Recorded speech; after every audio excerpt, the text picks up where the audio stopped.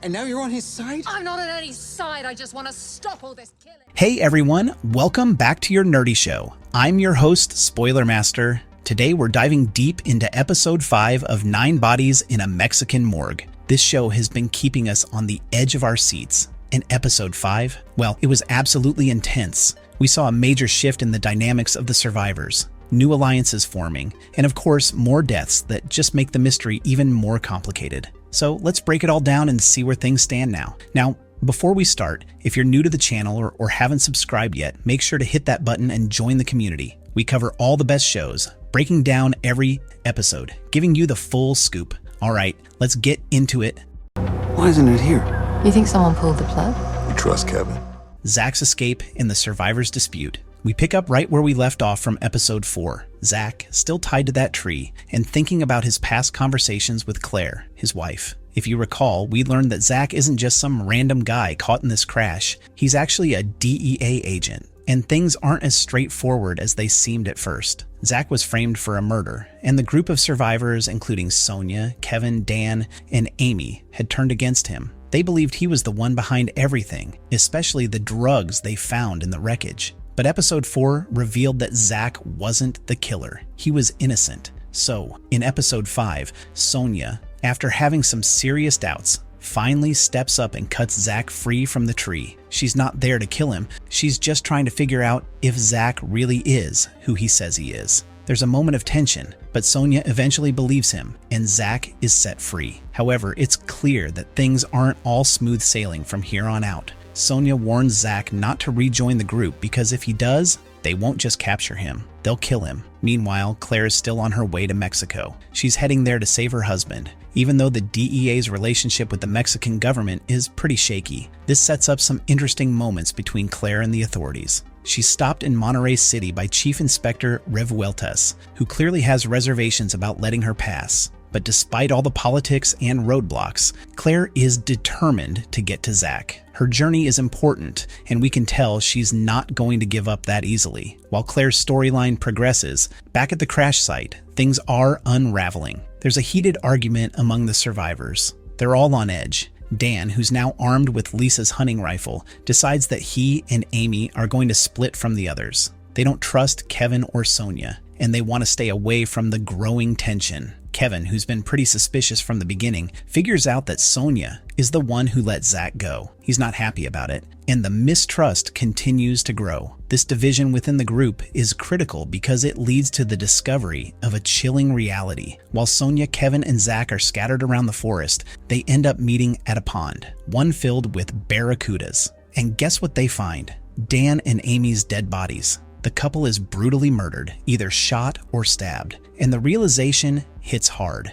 Dan, in his final moments, confesses to Amy that he initially tried to swindle her, but fell in love with her and wanted to be a better man. Unfortunately, it's too late for any redemption. The deaths of Dan and Amy set the stage for a Mexican standoff, and yes, it's as intense as it sounds. Between Kevin, Zach, and Sonia, they all suspect one another of being the killer, and tensions are at an all-time high. What's interesting here is that Kevin is armed with Lisa's gun. Sonia has Zach's gun, but Zach is unarmed. So it's not exactly a standoff where everyone has equal footing, but you get the picture. The truth, and you're telling the truth. Everybody's telling the truth, except it's funny how people keep dying. The turning point, Kevin's death. The standoff doesn't last long. After a tense back and forth, Sonia convinces Kevin that he's in a losing position. Lisa's rifle only has one bullet left, and if Kevin kills Zach, Sonia will unload all the remaining bullets into him. If Kevin kills Sonia, Zach will take revenge for all the torture he's endured. In the end,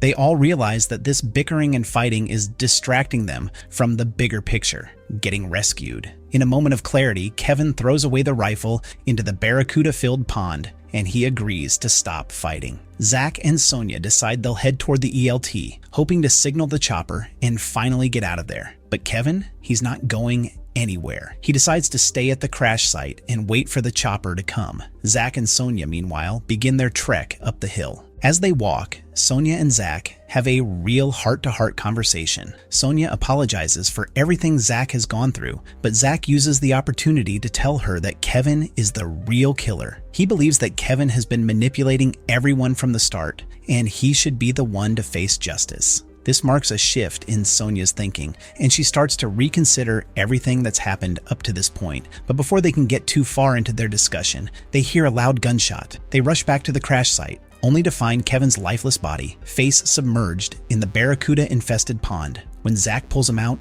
the damage is horrifying. Barracudas have eaten Kevin's face, and it's the perfect reveal of who that faceless body in the morgue really was. Kevin is dead, and the mystery of who's been picking off the survivors just got even murkier. Now Sonia and Zach have to deal with the realization that, in addition to the passengers and the crew, there's been another person on this plane. Someone who's been protecting the drugs by killing everyone off.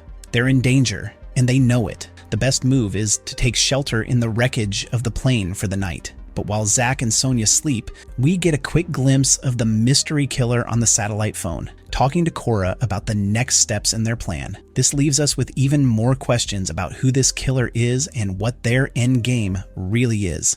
If I was working with Zach, why would I hand him over to you? I found his hiding place. The final act, Sonia and Zach meet their fate. The final moments of episode 5 are absolutely gut-wrenching. Zach and Sonia finally make it to the ELT, but the weather isn't cooperating. The top of the hill is completely covered in clouds, which puts a serious damper on their plans to signal the helicopter. Zach sits down to rest near the ELT, while Sonia heads out to gather some wood to create smoke. Here's where the mystery killer strikes again. Using this moment of vulnerability, the killer incapacitates Sonia and takes her gun. They force Zach to walk to the edge of the hill, and Zach, ever the strategist, starts talking. He tries to reason with the killer, telling them that if they just waited, everything would have been fine. The survivors would have flagged down the chopper, gotten out safely, and the drugs could have been retrieved later. But the killer didn't wait. They started killing, and now they've caused a massive mess. Zach's words don't seem to matter though. The killer doesn't respond,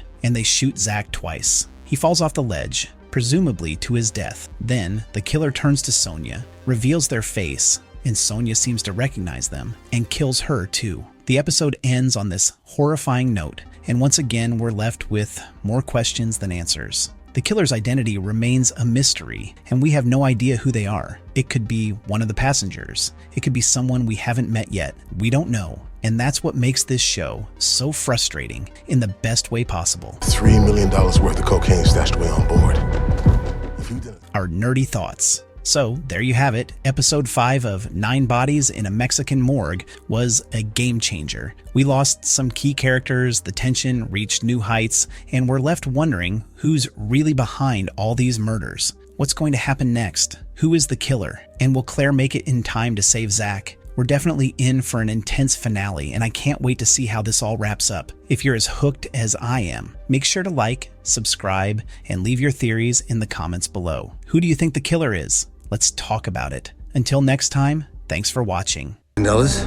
You pulled out my goddamn toenail. I don't care if she blows off your fucking head. No, what the heck, I'll laugh anyway.